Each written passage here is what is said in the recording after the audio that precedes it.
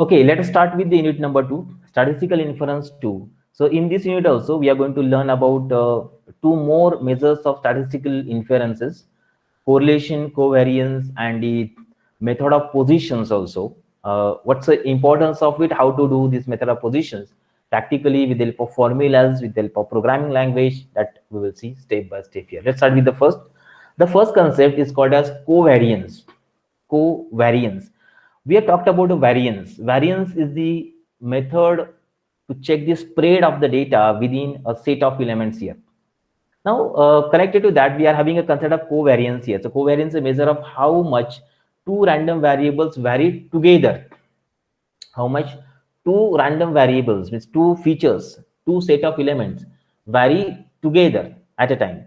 It's similar to variance, but where variance tells you how single variable varies, covariance tell you that how two variables vary together. Yeah, this is called as the covariance. Interesting concept.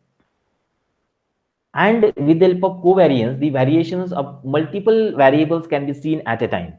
Their connectivity, yeah, their covariance, they are varying together, and how much variance that they are having internally, that will be identified by using the covariance here. So you can see this one just like the correlation concept. Here we have negative covariance when one variable increments, second variable decrements. Okay, so covariance is negative in that case. Second, which is shown in the center near zero covariance, means there is no any connectivity of variability present in between these two variables here.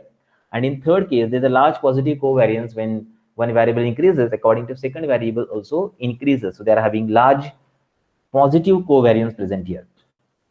This is the common idea of the covariances. But how exactly it is calculated? See how this one. Covariance is calculated by this. So let's talk about the values which are used over here. It is covariance of x and y.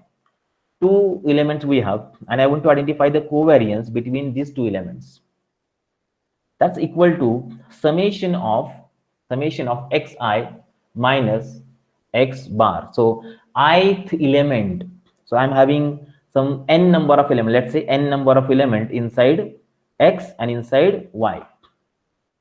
N number of element are there. So every individual number minus the mean of all. This is average x bar minus every individual element. We have seen variance is also calculated using the similar method, but we are doing the square over there. Okay, xi every individual element minus its mean into same for the second, every individual element of second data set minus its mean. You multiply it and sum all together for first data set also and second data set also. Fine, done. Here I start from I till n minus 1 basically, n means total number of element present there, divided by n minus 1. Total number of elements divided by, okay, minus 1. So this is what the covariance is calculated by. It's a formula by which you calculate it. We'll see that how do we can calculate the covariance and what's the impact or use of it by using Scratch. From using Scratch programming also we can do, or by using a formula present in the API or programming packages of Python. That's also there. We'll see that one. Okay. Okay, just a minute. Covariance. So in this formula, xi and y are the individual element of the x and y series. X bar, y bar are the mathematical means of x and y series. Okay, series means two set of elements are the collection of elements are present. X bar, y bar we already talked about. N is the number of element in the series. How many elements? It should be mentioned that data set x and y should be are of same length. Okay, and the denominator n for the whole data set and n minus 1 in the case of samples. You know, data set is small sample of entire data set. For example, iris I mentioned over here, we use n minus 1 samples. Let's go with the example how this covariance is calculated. For example, I'm having two data sets with me here. X is equal to 2.1, 2.5, 3.6, 4.4, like 4 elements are there. Their mathematical mean is 3.1. Fine. Then y is equal to 8, 10, 12, 14, and their mean is 11. Okay, average of all the elements are there. Now our formula that we know, covariance of x comma y is equal to summation of, above we are having x minus mu. So mu is the mean of x and v is the mean of y, divided by n minus 1. N element are 4, 4 minus 1, 3. Getting it? And now let's subtract one by one. So first number, x first number minus its mean, y's first number minus its mean, x second number minus its mean, y's second number minus its mean. Okay, plus here third number, x third number minus its mean, y's third number minus its means. Then x fourth number minus its mean into y's fourth number minus its mean, divided by n minus 1. The n is the length of that data set. So length is 4. And minus 1, it will become 3. So if I put down all them together, we'll get this number. See this. Minus 1, minus 3. Okay, so both in sequence, if they are negative numbers, then it will become positive. These numbers are negative, these are also negative. Okay, that's why these numbers are negatively multiplied. So we'll get here 3, here 0.6. Okay, then this number is 0.5 into 1, 0.5. 0.9 into 3, 2.7 divided by 3. 6.8 divided by 3, 2.267 is the covariance of x and y. Okay, this is how it is calculated. Covariance calculation is done by this particular method. Fine. This is how simple is that. The variance of two elements together, that's what we call as the covariance. We'll see the example how to do this one. Wait a minute.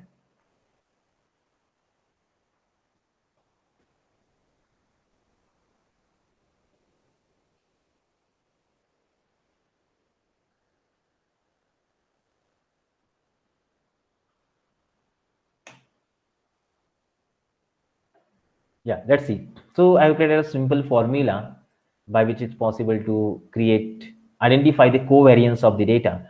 So let's see that how this covariance of the data is found by using a small function I've just created for that. So by using this function, you can get an idea how it's possible to find the covariance. See this. Yeah. See. So first of all, I got the mean. Here in this function, I haven't used any library function. With by default available statistic library function. Okay, that is not used over here. Okay, that function is not present in this. Okay, so to do this one, just a minute. What I've done, first of all, I want to find the covariance of x and y. So first of all, I'll find the mean of series x and series y. So mean will like sum of x divided by length of x. Okay, then sum of y divided by length of y. Actually, this float is not required here. By default, the value will become float for this case also.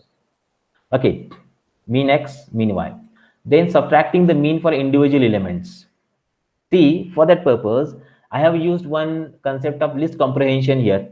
Like sub x is equal to I minus mean of x. This is your value for every individual element in x. Means what it does, from x I is taken and subtracted from mean. Okay, then for y I is taken, subtracted from mean. When first element is taken, sub mean subtract. Second, third, fourth, for all. This is a list comprehension method you might be knowing in Python. It's present there, and by which we can take one by one element and subtract from the mean. Fine. So these values for x are calculated sub x, and values for y are also calculated here. Fine. Okay, both. And now for above value numerator, we know that summation of all multiplication we have to do. Summation of all the multiplications means you have to multiply sub x, sub y, and then add them together. That is what according to the formula of covariance is calculated. Fine. So see this one, what I've done, again list comprehension. for I in range len of sub x, mean total number of elements are there. For that number of time I will go. So first of all it will be 0, then it is 1, then 2, then 3, 4, 5, whatever length is that, till that it will go. And for every time that ith element of x into ith element of y are multiplied, x0 y0, x1 y1, x2 y2, x3 y3, all they are multiplied. And when their multiplication is done, then I'm calculating the sum of all together. So our numerator value is found. Correct. So check out the formula. That's accordingly it's calculated. So numerator is found and denominator is length minus 1. Denominator is length minus 1. That's it. So length of x minus 1, we got denominator. So covariance is equal to numerator divided by denominator. We got that. Now let's see this, how it is calculated. Let's come below. Yeah, covariance is done. And with according to the things which are mentioned on this slide, we are calculated. Let's see the value which we are there on the presentation. I'm putting these values here. Let's say the first one are these values, and the second values are this one. So there we were having the covariance of 2.267. Okay, 2.267 was presented. Okay, so I executed it, and let's see the covariance COV of x comma y. Sorry, covariance. COV is inbuilt function. Yeah, see, 2.267, almost 2.26666 all there are calculated. This is the covariance of x and y calculated here. So this is the method which is used to calculate the covariance of two different series, two set of elements here. Two set of elements. Maybe they are array, maybe they are tuple, maybe they are list. So here, without using any library, inbuilt library of Python, this is calculated. But if you want to calculate by using some function, so it's possible to do that one. Let's say I want to do this operation on an array. See, for example, two arrays I will create here.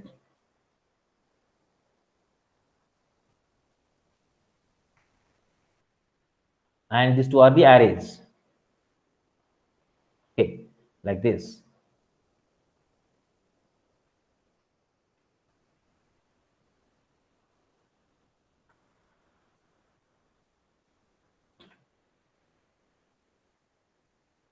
Just a minute, covariance. SciPy dot stats as S. I need to search it there because we generally use in pandas. There the no, here also not present to calculate the covariance. Just a minute, just to search. Or in statistics, we'll see, because inbuilt functions, to check it. But statistics as S, and here we'll check it. There is internally containing some function for covariance or not. It's also not there. Fine. I'll show that in pandas. In pandas, all these functions are present that we need to work on. So we need to create the data in pandas, and then we have to check the covariance using that. We'll talk about it. This is what internal functions. These are the method which we can use to find the covariance of the data. By this particular method, it's possible to work with that. Now, for example, I just want to perform these operations on the actual data set, just like the data set that we have seen here, data frame. Okay, so pd dot read underscore csv. We'll use that salary file here, salary dot data file, by using the pandas library. So here, just a minute. See, we are having this function COV, covariance. Okay. By using, you can calculate the covariance. Actually, all statistical functions are there in pandas. Maybe they are not other present, but everything is available in pandas package. So you can ensure that pandas is very good package by which all operations we can do. So this is what, see, years experience against years experience is this. Years experience against salary is this. Okay, salary against years experience is this. Yeah, okay, this one. And salary against salary is this, covariance. Okay, that's how we can find it. Or even if you want to find covariance of a respective element here, years experience. Okay, one argument is required. Salary. See, years experience against the salary. So this is the method that we can use by which the series data against another series data and their covariance can be identified. So using the above formula, this covariance is calculated, and that we can see over here. This is the concept of covariances. Now, connected to the covariance, we will be talking about another topic that is called as the correlation. We have seen that concept, but it is repeated again in unit number 2. Let's see that. It is Carl's Pearson. Basically, it's mentioned as Pearson coefficient in unit number 1, and unit number 2 it is called as Carl's coefficient. Carl's Pearson coefficient. So Pearson name is Carl. Maybe unit number 1 designers are not knowing. So let's go. Correlation. Let's take an overview of it. This particular topic. So we are a relationship between the variables are concerned. See, the concept of bivariate regression we have seen, univariate. They are connected together. Okay, they are connected together. There's a linearity present in that. This linearity or this collinearity is identified with the help of the statistical technique, which is called as the correlation technique. Okay, so every data set you work with uses variables and observations. For example, like some you have to check that whether height of basketball players is correlated with their shooting accuracy or not. Okay, or whether employees' work experience is connected to salary or not. Like all, or population density and GDP are connected to each other or not. Many examples we have seen. This is connected with the linearity of the data. So linearity of the data can be identified with the help of the correlation coefficient, which simple example we have talked about in linear regression also, like years experience and salary of the respective persons that are mentioned over here. So we have to identify that whether salary is dependent on the years experience or not. So for that purpose, we need to make use of the correlation coefficient. So basically, three different kind of correlation coefficients are used. Three correlation coefficients are there. Out of it, the first one is Pearson, which is very popular correlation coefficient available. The second one is the Spearman's correlation coefficient, which is the rank correlation. And the third one is Kendall's correlation, which is also correlation of rank correlation, but it works something differently. Let's talk about the common idea of correlations first. See, just like covariance, we have the correlation concept also in negative and positive fashion. See, when two different variables are connected together negatively, just like that, when x increments, y decrements. X increment, y decrements. Or x increments, y increments. Okay, the example of linear regression we have seen, exactly same is there. But before actually applying linear regression, we have to identify whether they are correlated to each other or not. If they are correlated to each other, then only we are going to make use of the concept of linear regression or multiple regression. So both the cases, linear regression, multiple regression, both can be applied. Okay, so strong positive correlation is there for this case. Okay, we are getting the positive values on this direction, on this negative values are there. That's what we are going to have. So negative correlation, obviously negative correlation will show negative decremental order, and positive correlation will show the positive, that is incremental order over here. Like that, the data set that I have shown over here, we have seen a linear model also, same concept. They are linearly connected, they are in incremental fashion. Like that. So whenever you're applying the linear regression, that time we'll be making use of it. So there are three standard correlation techniques are present. The first is Pearson's R, second is Spearman's rho, and third is Kendall's storm. With the help of this correlation technique, it's possible to find the collinearity and proportionality also between the input and output variables. So Pearson's, Carl's coefficients, coefficient measures linear correlation, which the Spearman and Kendall coefficient compare the rank of the data. They compare the rank of the data. So there are many ways by which you can calculate. We'll see the thing from scratch also, using the function, how it is calculated, how the step-by-step correlation is calculated, and then we'll see by using the internal functions of the Python. basically. So in all the packages, NumPy, SciPy, statistics, pandas, these functions are present to find the correlation coefficient. So basically, we are going to make use of the graphical visualization also. With the help of graphical visualization also, it's possible to find the correlations. Okay. Now see, what sort of correlation is that? Means what exactly the technique, statistical technique is applied to identify the collinearity between these two variables. The values on the main diagonal of correlation matrix, upper and lower, they are equal to 1. I'll show you that one, how they are calculated here. And remaining others are also present. Let's see how what sort of correlation is present. It's called a linear correlation, basically. Linear correlation that measures the proximity of the mathematical relationship between variables or dataset features to the linear function. If the relationship between the two features is closer to some linear function, then their linear correlation is stronger and absolute value of correlation coefficient will be higher. If higher towards 1, positive correlation, higher towards -1, lower towards -1 is a negative correlation. That's what we call over here. And talking with the Carsey-Pearson correlation, let's see how exactly it is calculated. We'll go step by step to calculate the Carsey-Pearson correlation coefficient here. Now, consider a data set with two features, X and Y. Each feature is having n number of elements and their X and Y are n tuples. N set number of elements are present in that. Say that the first value of X1 from X correspond to the first value of Y1 from Y. And second value X2 from X and Y2 from Y, so on. So we are having some n number of pairs of X1, Y1, X2, Y2, X3, Y3 present there.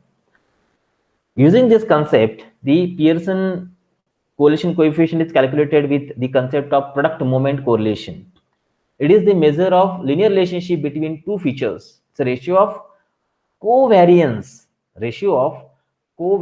of X and Y to the product of their standard deviation. Make sure. Ratio of covariance to the product of their standard deviations. Okay, that is what the common idea of Pearson correlation coefficient is.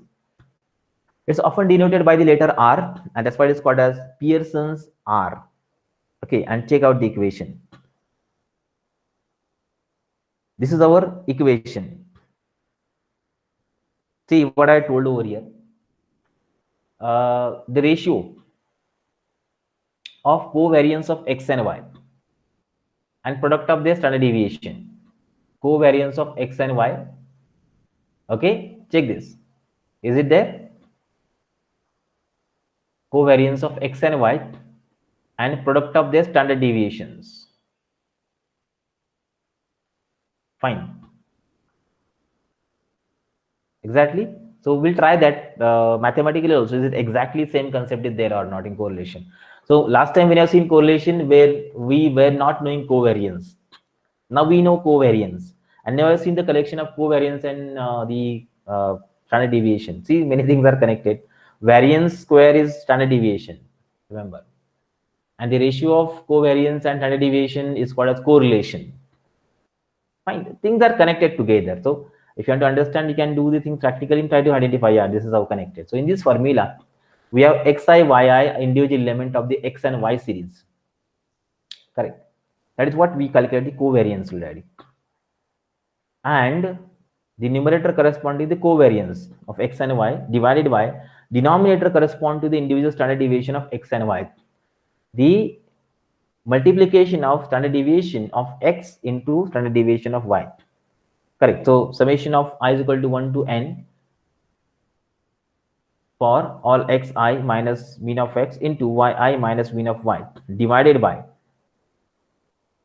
square root of summation of I is equal to 1 to n for xi minus the mean of X square into, again, same formula for Y is there. This formula, using this formula, the Pearson correlation coefficient is identified. And obviously, when the values are equal and values are almost same, they are equal values are there, or equally proportional values are there, then Pearson correlation will show 100% linearity there, 100% linearity. And same negatively also, if it is perfectly incrementing, second is perfectly decrementing, it will show 100% linearity, but in negative fashion. That's what the effectiveness of this formula of Pearson correlation technique is present there. So the Pearson correlation coefficient can take on any real value in the range -1 to +1. Fine. Exactly. Equal to +1 or equal to -1 is also there, but between the -1 to +1, the value will lie. Maximum value r equal to 1 correspond to the case when there is a perfect positive linear relationship between x and y is present. So in other words, larger x value correspond to larger y value and vice versa. Getting? Value r greater than 0, Pearson's r greater than 0 indicate that the relationship between x and y is positive. X incrementing, y also incrementing proportionally. And when value r equal to 0 correspond to the case when x and y are independent of each other. They are not dependent on each other. When r is less than 0 indicate that the negative correlation is present between x and y. And when exactly -1 is there, in this case, when there is a perfect negative relationship between x and y present, that's what is possible. So larger x value correspond to the smaller y value and vice versa for this particular case. This is the importance or significance of Pearson correlation is. So when you are going to build a linear models, in case of linear model, linear regression models will be making use of Pearson correlation coefficient, by which the proportionality and the linearity between independent and dependent variable can be identified. That's what the importance of Pearson correlation coefficient is. This is what we can summarize over here. Equal to 1, perfect positive, greater than 0, positive correlation, equal to 0, independent, less than 0, negative correlation, equal to -1, perfect negative relationship is there. This is the importance of Pearson's correlation coefficient. Fine, this is how we can do the operations of Pearson correlation coefficient. Let's see that. Let's talk a simple example of checking out the Pearson's correlation coefficient, how exactly it can be calculated. So wait a minute, I'll just go. I've created a function already. We'll just go through that. The formula, that's what we have seen. So using that formula, we can check it out. So you just see this one. Here I have created that function. It's very big. So all these things I just combined together and they are shown over here. See this. The function correlation I have created here. Okay. And you can see this x and y. I just want to find the correlation between x and y. Okay, fine. So how it is calculated? The thing is that I have calculated covariance first. Above function is same till this point. Till this point, the function is same. Correct. Mean of x that I have calculated, mean of y that's also calculated. Then the subtracting individual mean sub x sub y, that's also done. And this value also we require for standard deviation, sub x and sub y. We require that. Raised to 2, it's done inside the formula. So see this one. By using this, we calculated the subtracted the mean from individual values. Okay, fine. Then by using that, we calculated numerator value, that is covariance. Okay, same function. Until if you just check above function, that function I've just copied below till this point. Okay, numerator we got the value above numerator. For all value I in range length of individual sub x or sub y, whatever, I'm multiplying them and I got the numerator value, the above value. And now below value, we have to identify the standard deviation of x and y. So to calculate standard deviation, what I have done, x square, for every individual element, you identified the x square and add all them together. This value is already there, mean, this is already we have calculated. So using that values, we calculate the square for every individual element, first, second, third, and then add it together. That is summation of squares. Summation of squares. Fine. Okay, that's done. So for standard deviation x, for y, we have calculated this using this formula. And after that, see here, no library is used. I'm using raised to 0.5. It means it is finding the square root. See, Denominator is equal to standard deviation into standard deviation of individual element raised to 0.5, means the square root of them is identified.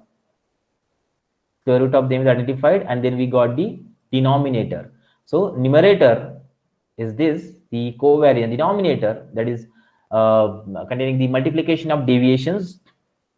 Okay, that we got, and we return the correlation, Pearson correlation element.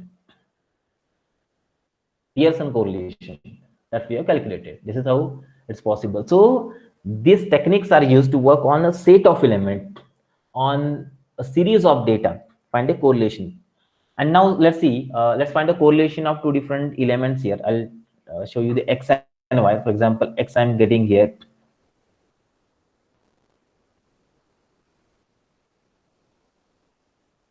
Like, see this one.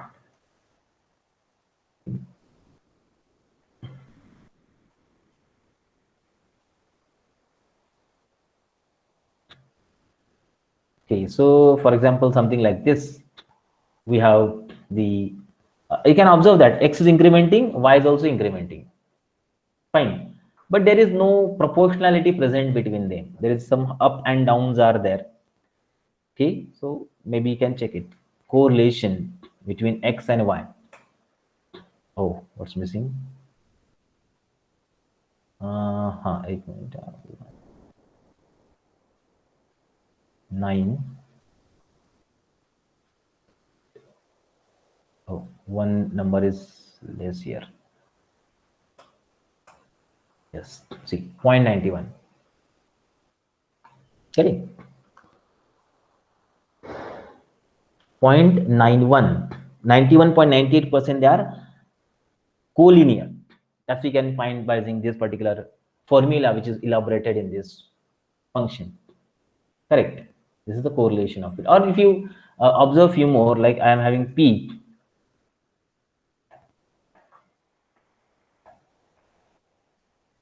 For example, see this.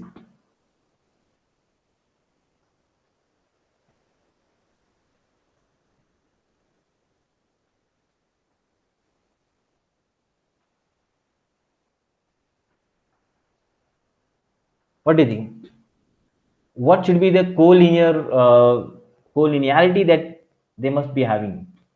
See, P is equal to 1, 3, 6, 7, 9, 12, and Q is equal to 10, 30, 60, 70, 90, 120. If we map them individually, you can see that they're perfectly collinear. Is it perfectly collinear? Whatever value I'm having, you can check it out. P against Q. Yes. Equal to 1 almost. It's given 0.999999 are there. But it is 1. 100% they are collinear. 100% these values are collinear to each other. You can see this. Fine. That's why it is equal to 1. Almost 0.999 means it is 1. It's calculated. Okay, because of precision it may be there, but it is 100% collinear. So this is how the formula they are identified, and we can ensure that now these values are perfectly connected together. So if you have to use, or if you want to show this, plot this one just like using Seaborn. Let's see that.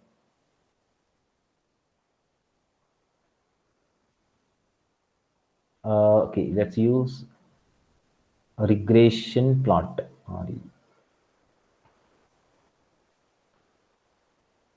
Regression plot for P and Q. Wait a minute. See this. Perfectly on the line. They are exactly linearly connected. That's why collinearity is also there. Correlation coefficient showing 100%, as well as if you plot it, then also perfectly I'll get the line. Averaging line is on them itself. Correct. And if you create a linear regression model for them, you can do the easy prediction there. See, I'll show you. This is what the test of collinearity is done on the set of data, co-Bayesian correlation factor. Here also 91% is there, but it's okay. Here also, now you identify it's perfectly collinear.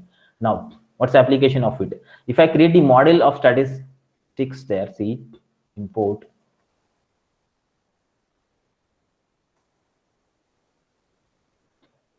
Okay.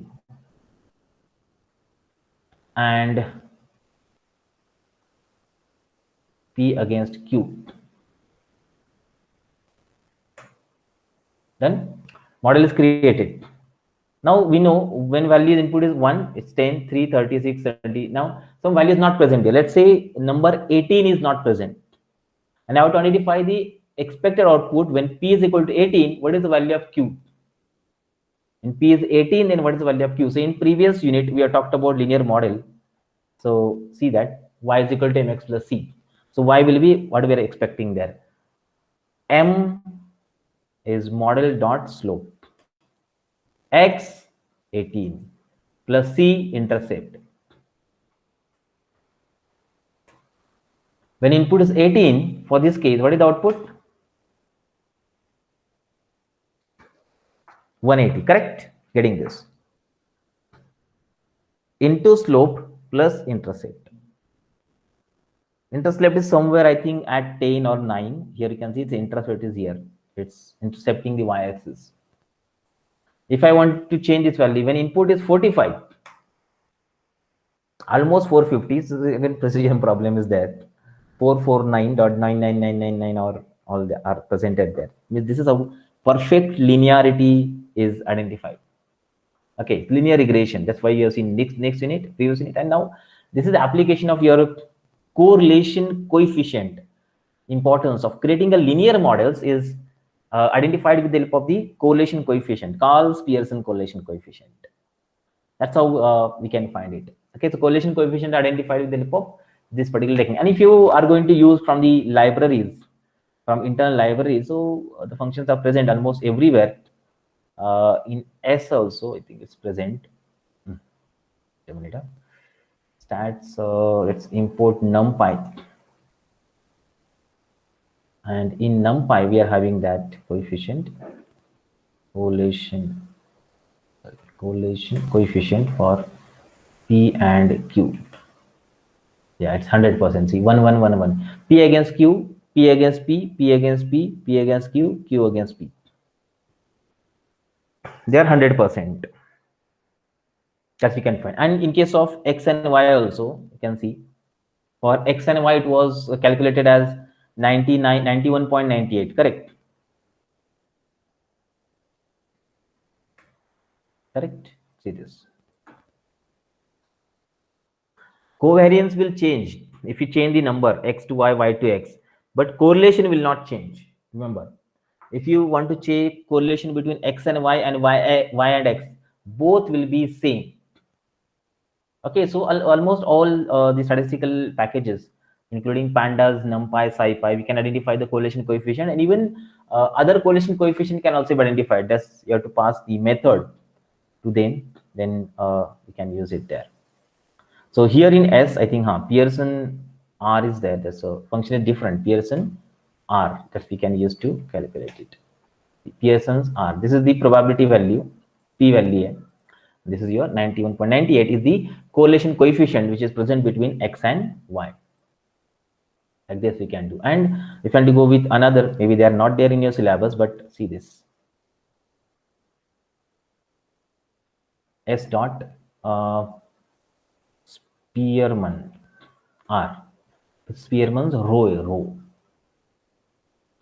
It is 100%. Rank correlation, exact incrementing about, only that is checked. With our ordering is checked only, means rank is checked only, not the other things. And even Kendall is also there. Kendall's top. Correlation coefficient, it is 100% for X and Y. And P obviously is 100%. See, whenever the correlation coefficient of Pearson is 100%, Spearman will show 100%, Kendall will show also 100%, but not the inverse is true. Fine. So this is called as the correlation. They are used to identify the linearity between two different series of the data and how they are calculated, how they are used from the library of Python. That also will. So when actually you do the things practically, so we need to understand how to calculate and how to use, what's the significance of it also. Fine. So we'll take a break of 3 minutes and then we will continue with the next topic.